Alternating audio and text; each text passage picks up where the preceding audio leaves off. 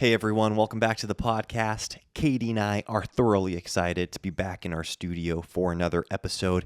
But before we dive into today's topic, which is timelines and setting an appetite for your home based off of your values and the timelines that you align for your home, we wanted to thank you all for helping us to get over 900 ratings and reviews on iTunes. Katie, did that just make your life when you saw that? It did. Yes, we are so thankful for you because I know that when you're busy and you're doing a ton of stuff, it's really hard to take that time to figure out how to do something new, leave a review, write words, or just figure out how to do it. So it really means so much to those of you who have done that. So thank you guys. Yes, thank you so much. That's a huge blessing to Katie and I. So thank you again. And now we'll get going.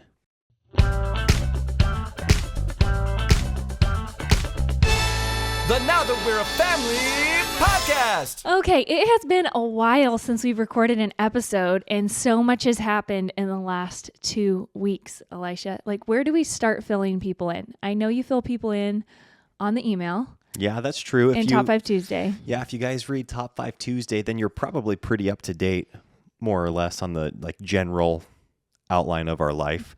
We've been on the road for we were on the road for a couple of weeks. We just got back yesterday, and our house is kind of in disarray. Okay. That's an understatement. We have plastic wrap over our entire kitchen and our entire living room because we're getting our kitchen cabinets painted, and we were gone, and I didn't tell the guy that was painting our cabinets we were coming home. So that was on me. So everything's just covered in plastic. Yeah, our house is very unusable right now. Yeah, we can't use the whole upstairs because you can't get through the hallway because it's filled with cabinet covers, what do you call those things? The drawers, drawers and the doors and Yeah. Anyways, it's laid out all throughout the upstairs of our house. You can't get down the hallways and stuff. Yeah, because in closets. It almost worked out perfectly because we scheduled the painters to be in our home while we were gone because it was going to be disruptive, really. Either way. For us to kind of live around them while they were painting, or in this case, this seemed like it was going to be the least intrusive into our life because we were out of town for a couple of weeks. But like you said, we failed to let them know that we were coming back. And so they hadn't wrapped up. So all their equipment is here. Everything's covered up. It's just kind of a half-baked paint job. And it's kind of it would have been done aside from the first time I had them paint them. I picked out the color online because we weren't near a Home Depot. So we were down in Southern California. And I needed to pick out a color that night. And I grabbed a green, and once it was on the cabinets, it looked like a kindergarten. It was just this primary bright green, and that wasn't going to work. So it's worth a couple extra days of disarray in our house, but I'm really excited for things to go back tomorrow. Yes. To normal. Yeah, we are happy to be home. Nonetheless, we were able to go to church this morning, which was a huge blessing. So grateful for our local fellowship here and just the community of believers that we get to really be doing life with. I'm so grateful for our pastor. So that was a huge blessing to be back home doing that. And we'll probably fill you guys in more as time goes on and what we were doing on our road trip. No, let's tell them. Tell them now. Well, what, are we just going to break the whole thing down?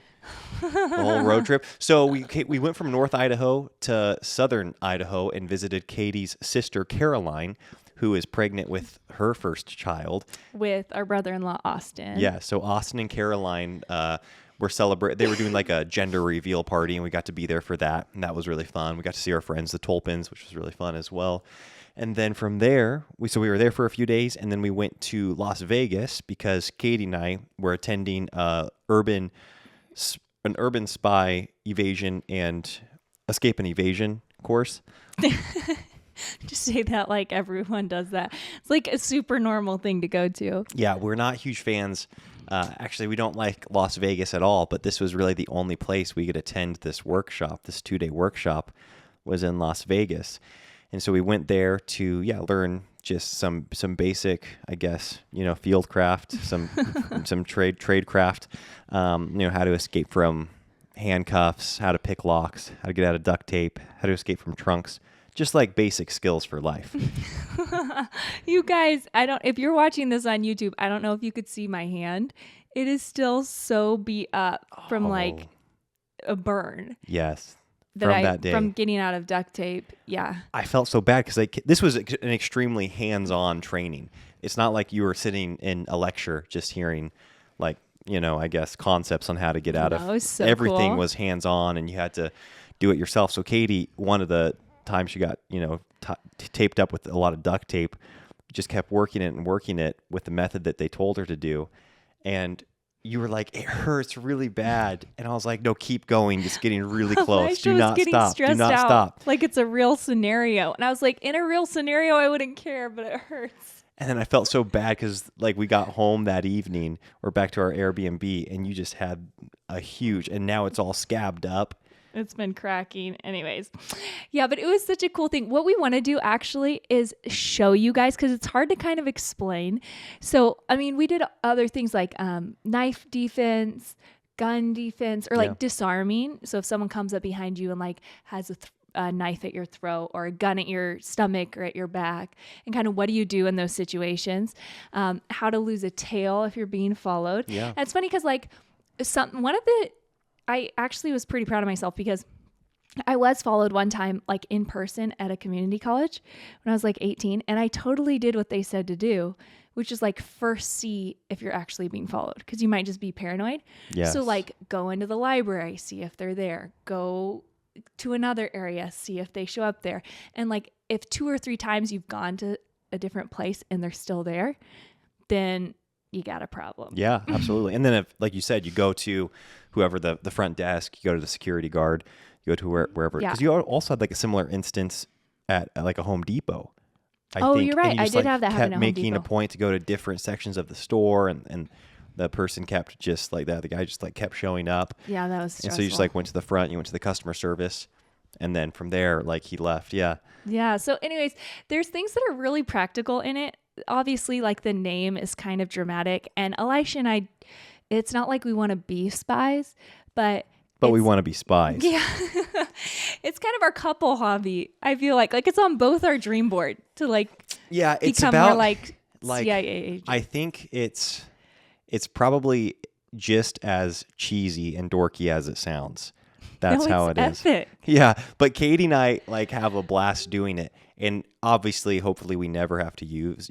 Well, like you said, you already used a little bit of this skill set, but for the most of it, hopefully, you never have to use it in your entire life. Like, I don't want to have to get out of a trunk with my hands being duct taped behind my back, but I know how to. No. We do need to practice this stuff, like because pick ourselves out of handcuffs behind our back, like 4 or 5 times. Yes, I was extremely impressed with Katie did that. You did it like 5 times, and I only did it once. It took me like 20 minutes. It's easier for me because I'm a little bit more flexible, so I can move my hands around. Yes, you did it like 5 or 6 times in like 20 minutes, and I did it once in 20 minutes, and that really hurt me to do that as well.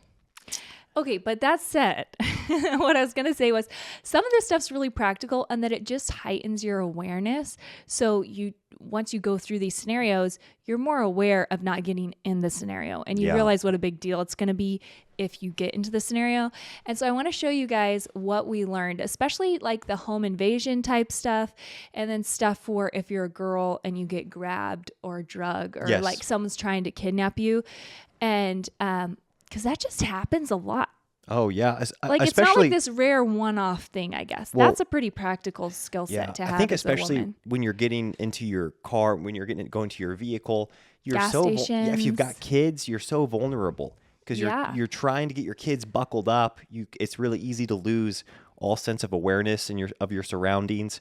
And so I think some of these things, I think that's a huge reason I've kind of why we've done this together is I'm a huge advocate of Katie becoming more and more aware of her surroundings and trying to be more, safety conscious and just aware of potential threats because it's just the world we live in. Yeah. So we're going to film a video of what we did, and that's going to go out in Top 5 Tuesday because you can't put that out on like YouTube with me all like duct taped up in a chair and like a bag over my head. That'll just get demonetized or just shut us off the platform forever. So you guys, this is your kind of prep. This is your warning that you might be getting a video like that. Yes. If you are subscribed to the Top 5 Tuesday. So I'm really excited to show you guys what we learned. Because a lot of this stuff, it's tricks. Like, it's not like you have to be, it's not necessarily like a skill set where you have to be like good at stuff. It's just you have to know the trick. So. Yeah, with a couple of the things. I think with a lot of the like self-defense, the knife defense, the gun, yeah, you have to practice that. Yeah, that's not a trick. And that's a little bit like, Rex Kwon Do-ish in the sense that like they make it sound a little bit more like good to be true. They make it sound too good to be true because I think it is too good to be true. But some of the other things with like the picking the lock and different angles for duct tape and zip ties is kind of a trick. So yeah, it is very helpful. And so then we drove down to San Clemente because we were not ready to drive back home. It was a 16-and-a-half-hour drive home. We drove down to San Clemente and saw a bunch of my family down there because a lot of my family still lives in Southern California. So that was really special. And we were there for like 3 or 4 days and then made the giant trek north. Yes, that was actually our kids did an amazing job in the car. We've got like our Ford Explorer and we've got 6 of us in there. So it's not real spacious. I mean, it's a great car. I'm grateful for our car. It's awesome. But when you pack in like a pack and play and 3 suitcases and a stroller, you just don't have a ton of room in there with all 6 of us. But the kids had such a good attitude the entire time. We listened to so many fun like stories, like your story hour tapes or CDs, and we did the whole like the classical conversations like timeline. Yeah, if stuff. You guys know, like the timeline song kills 15 minutes. It does. Yeah, so we listened to that many times all the time. And the today on their way home from from church, the kids were singing it to me, and they have through like the way it's broken down through past like the 2000 BC, whatever. Yeah. They've got like a minute of the song memorized. I feel like if you aren't familiar with the Classical Conversations timeline song, it's like, what the heck? They have through 2000 BC. What's happening? Yeah. I guess that's a reference point in the song. Yeah, I feel like you're using some like slang for people who know what's happening, making some of our the listeners feel timeline left song out. Starts like at creation. And so basically they have various like pegged timeline events, like historical events from creation until about 2000 BC memorized in the song, right? Nice. You're such a nerdy homeschool dad. My kids have 2000 BC memorized. No, it was awesome though. I'm super proud of the kids. So that was fun. And we considered staying in Bend for a little bit, but we had to make it back. How are you going to say that too? Tell them why we had to make it back home. Well, this sounds dramatic because we don't nerd out on this stuff as much as it's going to sound like, but we were going to stay in Southern California or Bend longer, but we had to get back because we had a knife seminar to get to up here in North Idaho. Just the timing of it is so funny. We were laughing at ourselves. Like, we have to get back from our spy retreat so we can make it to our knife seminar. Like, it just sounds so nerdy.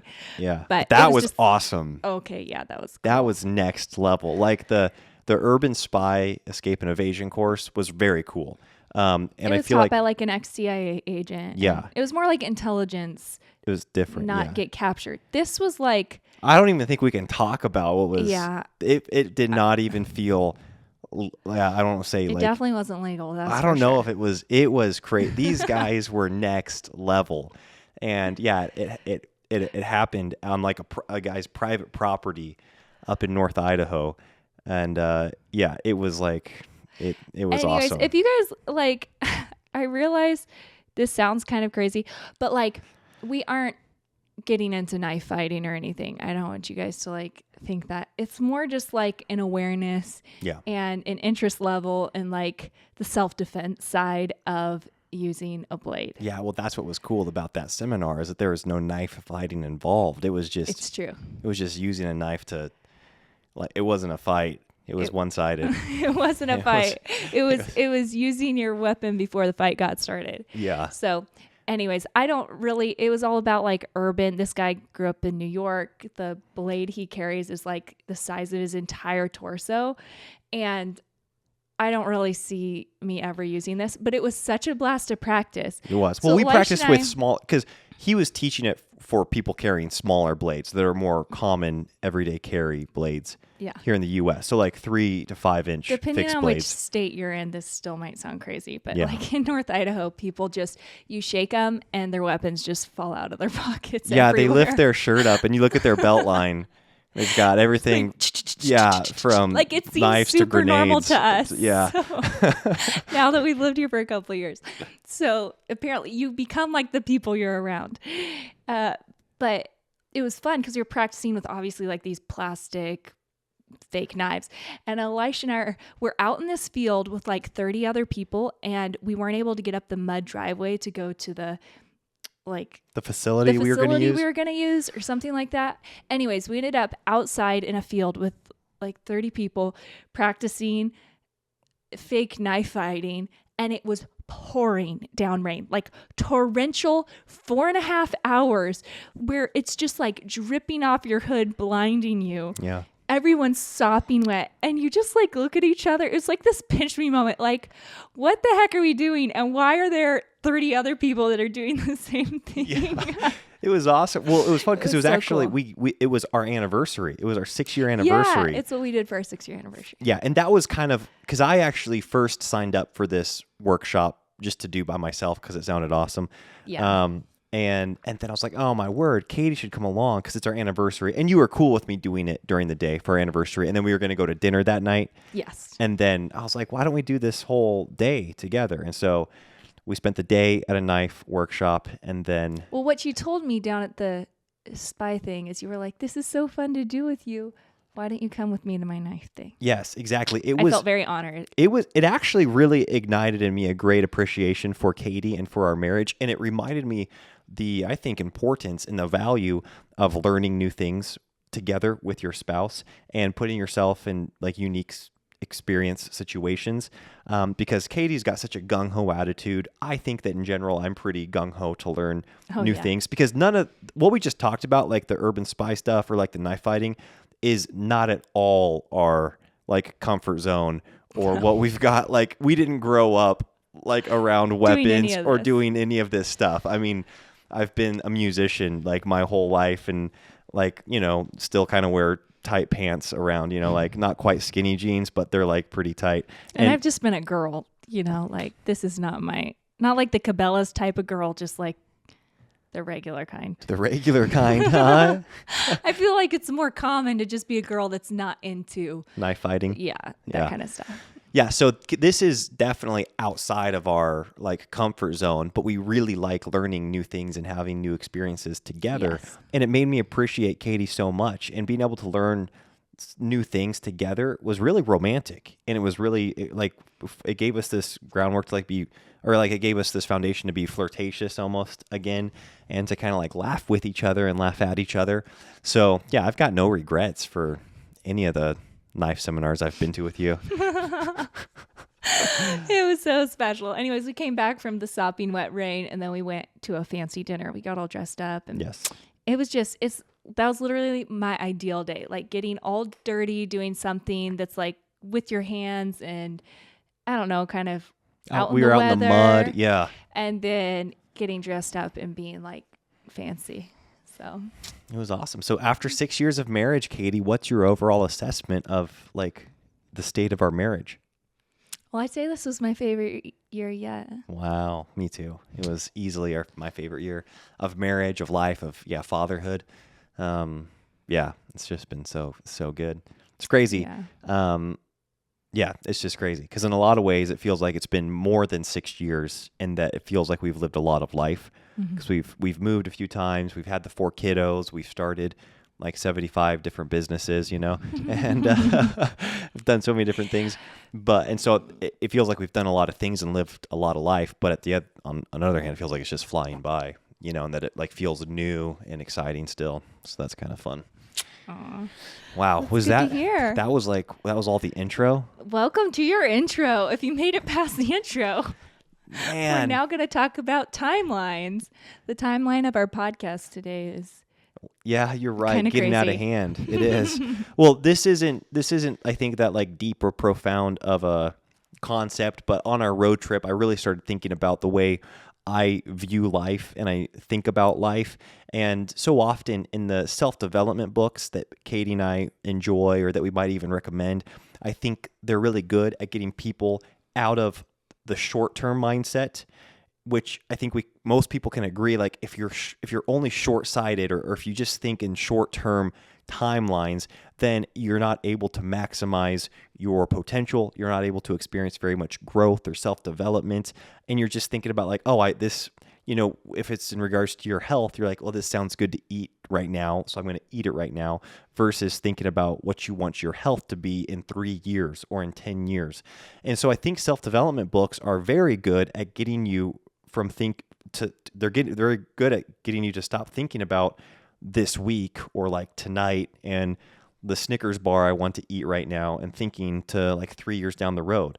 Or maybe they're good at getting you to, like a financial standpoint, thinking like, okay, I want to stop spending money here and save it so that in 3 years I can be here. Or I want to start this business and, burn the candle at both ends so that I can have this thriving business maybe 3 years from now. And I think that's extremely helpful because they help you kind of visualize what can happen in 3 to 5 years. And sometimes maybe it's a different time frame, but I would consider that going from thinking short term to it's not long term, it's like interim term, because I think most people just think in regards to short term and long term. And I would say most Christians think in perspective to short term, long term, and eternally, which I think is good. Obviously, as Christians, we need to think eternally, that our souls are eternal. Like what is our position before God for our eternal destination? Are we living in a way that's like leading to damnation, or have we put our hope and our trust in Christ so that we can have this eternal hope? Okay, so I'm going to stop you there because, you said most people do think long term? I think most people think short term, and they think in the context of short term and long term. Those two categories, short term and long term, short term and long term. And what do you qualify as long term? I think people would say long term like, 10 years, 50 years, something like that in this lifetime. Whereas I'm thinking like, so do you want me to break down my timelines? Okay. Well, see, so I'm confused because when you broke it down to me, I think you said most people do not think long term. Most people think short term and midterm. Oh, sorry. They don't think long term. You're right, Katie. I said that wrong. Okay, good. I'm glad because I was a little I was a little confused. Yes. Because you gave me the breakdown before and I thought it was so good. And it's a good distinction because most people think they're thinking long term. Yes. But they actually aren't. Yeah, so I think that I'm so grateful for my parents because they're now in their 60s and I've got my grandparents and your grandparents who are in their 70s and 80s, and I really put myself as best as I can in their shoes.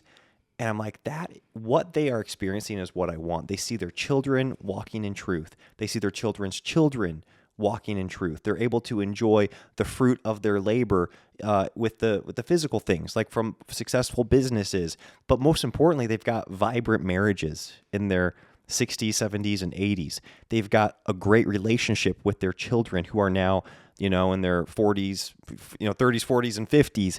And then they've got a relationship with their grandchildren. And now they're seeing their great-grandchildren being taught God's law and being taught in the gospel of Jesus Christ. And I'm like, that is what I want so badly. And I think most Christians would agree that they want that, but I don't think they actually look at that timeline as being something that they can take action on today. And so when I'm talking about timelines, I'm talking about how we typically think and then plan and make goals. And so I think most people think either short term or midterm, or what I kind of call like interim term, because it's all you can really wrap your mind around.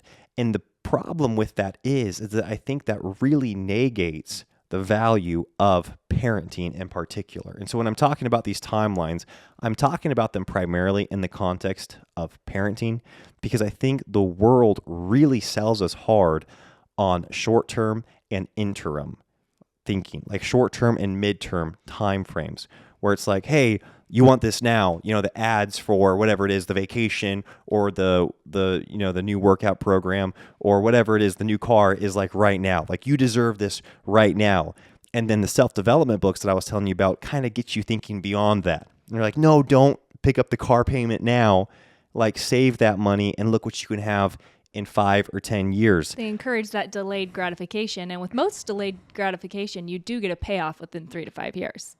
Sometimes shorter, but you get a pretty dramatic payoff within 3 to 5 years. And I think I've been seeing so frequently with young parents, them making short-term sacrifices for midterm gains, but that actually hurts their long-term results in their family. And the reason I say that is because the sacrifices that my parents made, sure, were short-term. They experienced interim success and they still worked through the interim, but they're experiencing long-term fruit in their relationships and in the family line that they have. And that's ultimately what I want. So how do parents make short-term decisions that are positive midterm, but that aren't good long-term? Yeah, I think something practically this is very common. Most men in their 30s use that time to really grow in their career. And so they're making short-term sacrifice. They think they're short-term sacrifices, like getting up early, staying up late, putting in the extra hours, maybe even doing more schooling to get more credentials so that they can climb whatever the ranks are in their company or building their business. Now, of course, I'm all about success in your career and in your business. I want to be successful in all of those things. And I think it's great when men do those things. But I think doing that at the sacrifice of your children or your relationship with your children, who you only have in your home for a very short amount of time in that interim period, and it's usually in that interim period, like that 10 to 15 years, you've got such a strong influence in their life.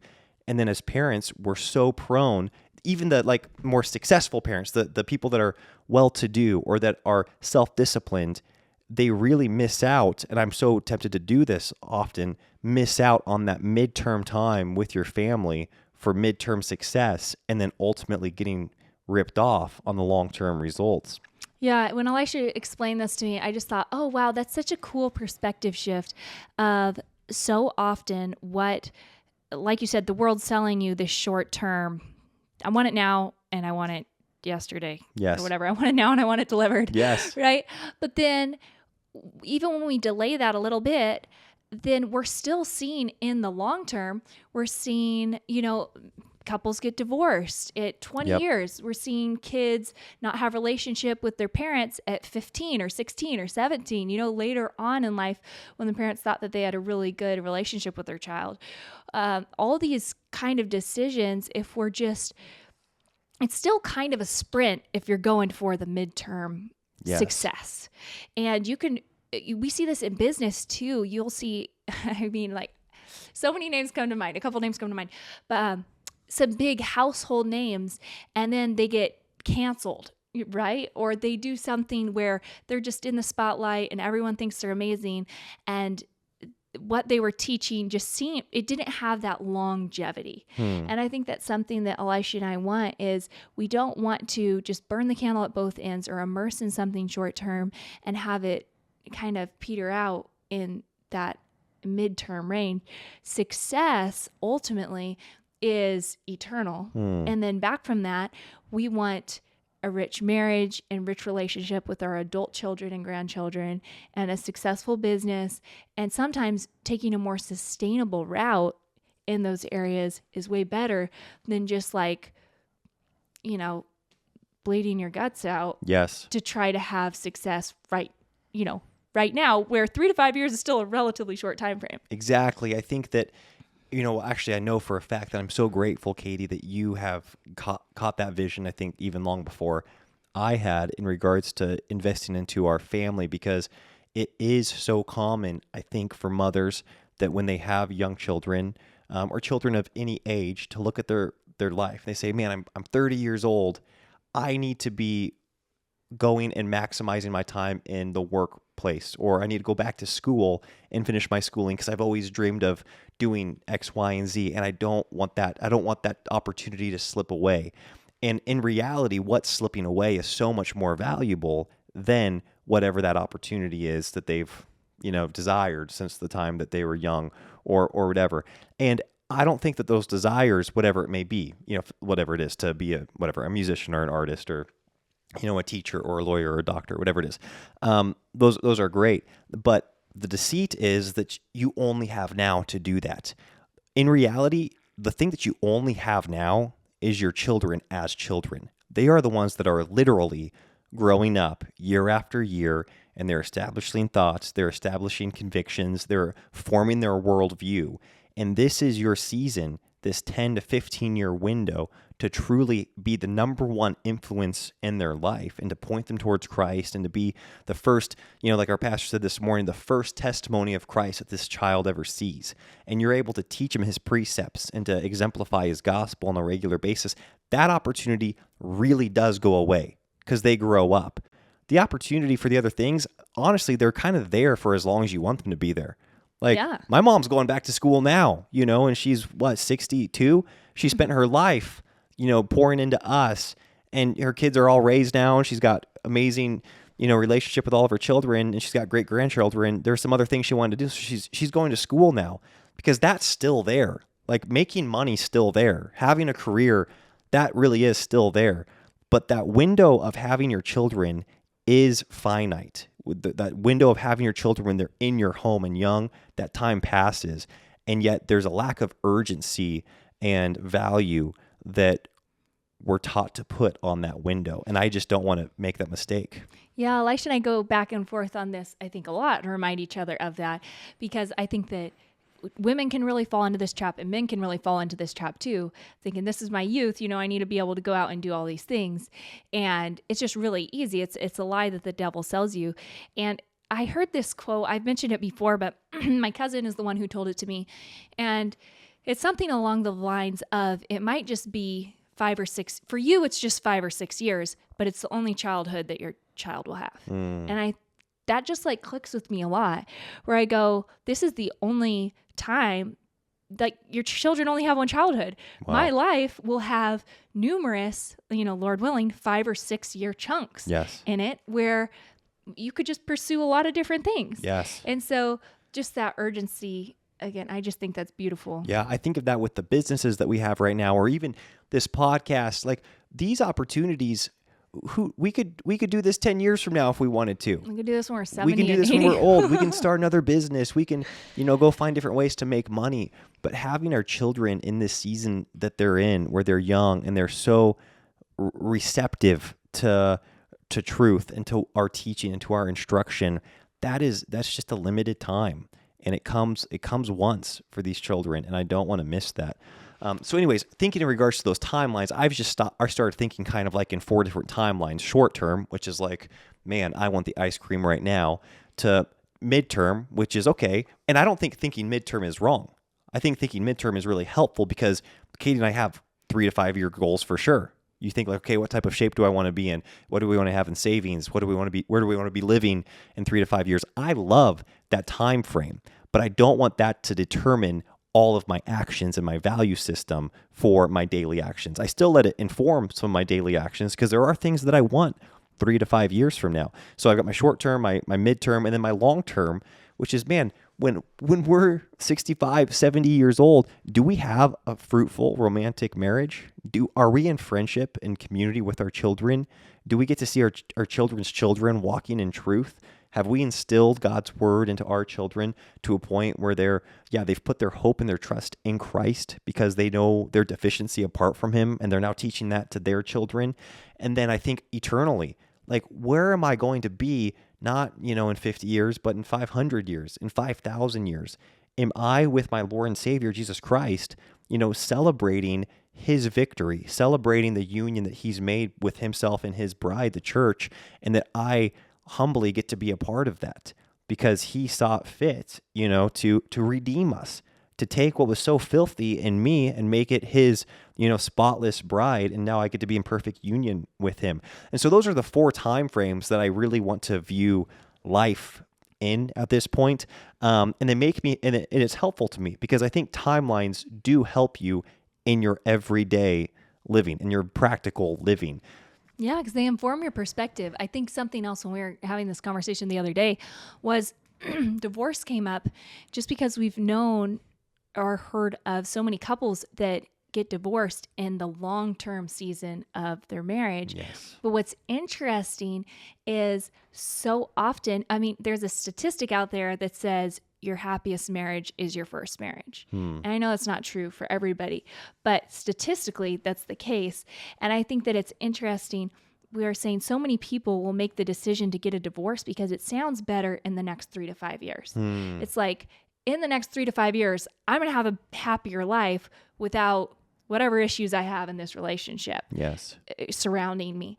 But so few people fail to think, okay, if we have a tough 3 to 5 years of marriage and we are working through this, the long-term effects of that are actually going to be so much more powerful than not sticking it out during this 3 to 5 year chunk. Like even you could think like, people say, your kids would be happier if you both split up and then you could both try to be happy or something and your kids could be happier. But when you picture children, long term and the effect of a family that's together and that worked through those challenges and had a tough season or a family that didn't, there's not a real comparison. And again, this isn't like in every single scenario. Yes. But it was just an interesting concept. Yes, I think you're so often right. So often we make these decisions that sound like they're going to be best for the next 3 to 5 years, but not for the long term. Yeah, and that's the deception in so much storytelling, I think, today in Hollywood or in literature, is that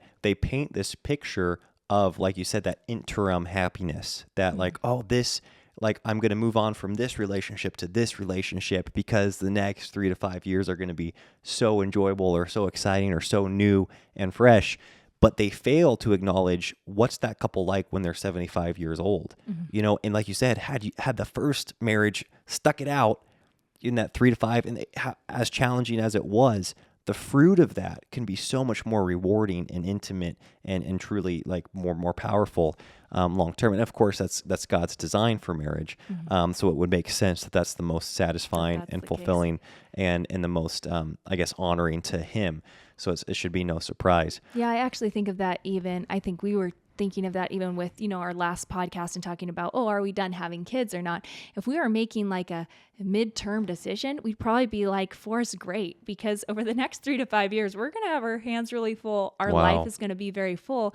But when we think of long term, we would like to have more children around us and have that joy of more children. So looking long term gives us clarity for the short term and the midterm of being like, hey, it might be a little bit more chaotic having a few more kiddos when they're all really little, but long term we still want that joy. Yes, that's such a great, exactly, Katie. When you think of marriage, when you think of parenting or the number of kids you want to have, when you think of like, okay, what's best for our living situation in the next 3 to 5 years, or what's best for our financial situation in the next 3 to 5 years, or like our personal, like, are we able to go pursue our hobbies and go to more, spy workshops if we have more kids in the next 3 to 5 years, then that can really inform your decision. But if you think, where do we want to be, in 30 years and 40 years and 50 years, enjoying a relationship with our children, then that gives you a different perspective.